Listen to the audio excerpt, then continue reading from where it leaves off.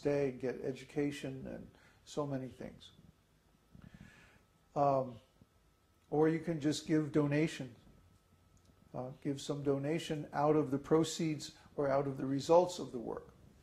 Now this is ordinary karma yoga, but then there's even better class of karma yoga, which is that you learn the science of devotional service personally. You engage your family members in the activities of devotional service, and then you teach or preach devotional service in your local area. And we've been trying to get this program going ever since we started, but most people aren't ready for that. So what we do is now we have the University of Higher Knowledge, and you can take courses in devotional service according to the Vedic scriptures at home, over the internet, at your own speed, on your own schedule. And in that way you can gradually advance into practices until you understand this philosophy well enough that you can implement it independently. We want to make our students strong. We don't want to make them dependent on us, but we want them to be able to practice independently. But actually, if you give the results from your career or from your work to spiritual causes, I don't mean just ordinary charity. That might be in the mode of passion or the mode of goodness. But I'm talking about devotional service, where you give money for devotional activities. This is very powerful karma yoga. And although on the surface it may sound like we're a regular church or temple, oh, give some money for our temple. It's not exactly like that. We're not an ordinary devotional or religious organization. We are an esoteric school. And the difference is that we are based on having a personal relationship with a self-realized soul. You see?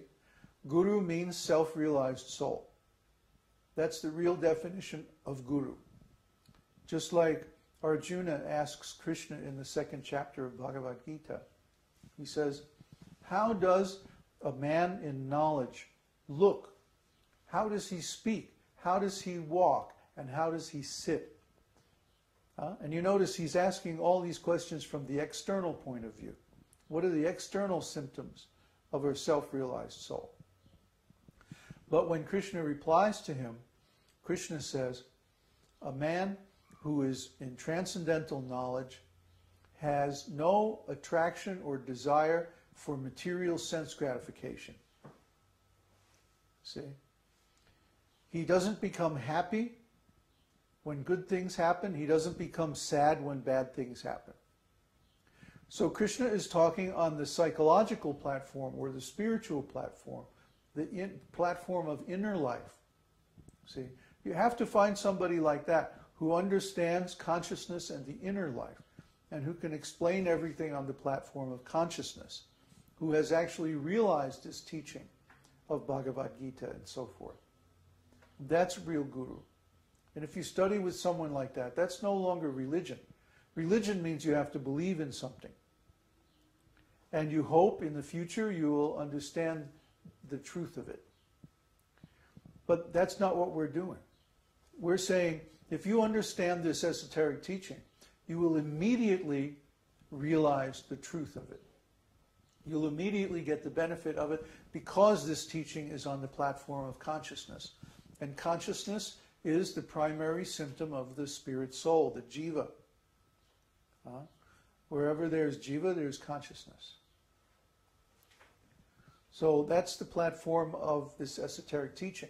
And if you help us in our mission, then Krishna will make it possible for you eventually to get beyond this material identification. Isn't that right, Neville? Mm-hmm. Neville, who's with us today, for, what was it, over a year, he was giving like $100 a month or more.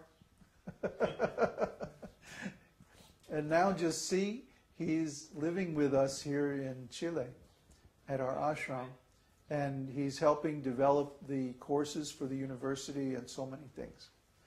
So by gradual application of the principles of karma yoga, one develops detachment from material things and becomes able to perform devotional service at the highest level. It's not ordinary thing. Karma yoga is not ordinary when it's dovetailed with devotional service. So that's how.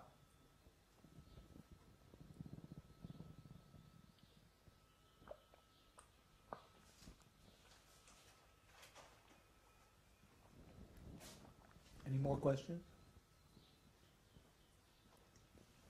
No? What time is it? 1:30. Okay. I have a short darshan. Satsang.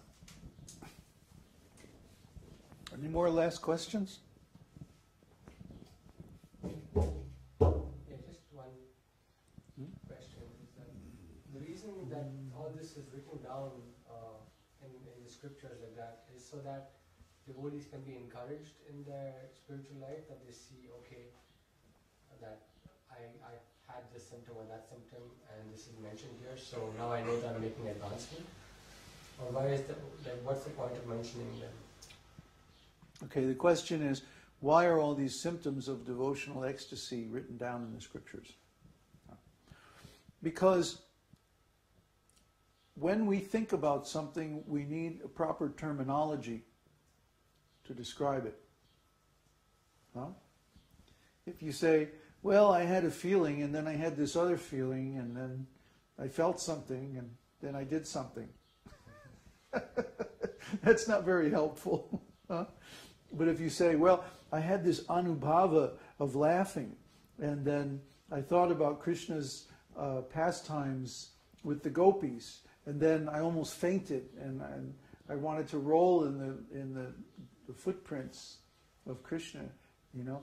And if you can say all these things with the proper terminology, then it becomes meaningful to other people, and you can actually share them and talk about them with other people. See, if we don't have the terminology and the understanding of what it means, there's two problems. The one problem is we can't share it with other people. But the other problem, which is even worse, is we can't describe it to ourselves. For example, everybody is conscious to some degree or other. But because we have no terminology in our Western language to describe consciousness, everyone misunderstands consciousness. And they don't realize that they are having a spiritual experience every moment. The significance of consciousness is extremely profound because it is the primary symptom of the spirit soul. Yet, most people trivialize consciousness. They take it for granted. Why? Because there's no language to describe the different functions and states of consciousness in our Western language. That's why I gave that whole explanation in Transontology on what consciousness is. And I think the beautiful explanation is that when the conquistadores came to South America, that the natives couldn't see their boats. They could not see the boats because they had no word, no concept, no ability to conceptualize an ocean-going vessel. And when the conquistadores came and attacked Mexico City, the Aztec capital, with, what was it, 5,000 mounted cavalry horses, cavalry soldiers, they had an army of 200,000 men just panic and flee. And the conquistadores won the battle by default because there was no resistance. Why? These guys had never seen a mounted cavalry soldier before. They had no word for it. They had no concept for it. They couldn't understand what they were seeing. And of course, they had no idea what it was capable of. So they just freaked out. And these are like battle-hardened warriors. But when they saw these mounted soldiers, they cracked. They couldn't deal with it. See? So this is why you hear occasionally horror stories about people getting some kind of spiritual experience that drives them crazy. Because they have no terminology, they have no structure, no understanding of cause and effect, no idea of the scope of these symptoms, no concept of how they evolve or what they mean. You see? So that's why God, Krishna, kind of protects himself or protects us from him. Because in this material concept of life, if we were to experience this ecstasy, well, we would go mad. We'd lose it. We wouldn't understand where it was coming from. There's a great story about this in Chaitanya Charitamrita. One time Lord Chaitanya was chanting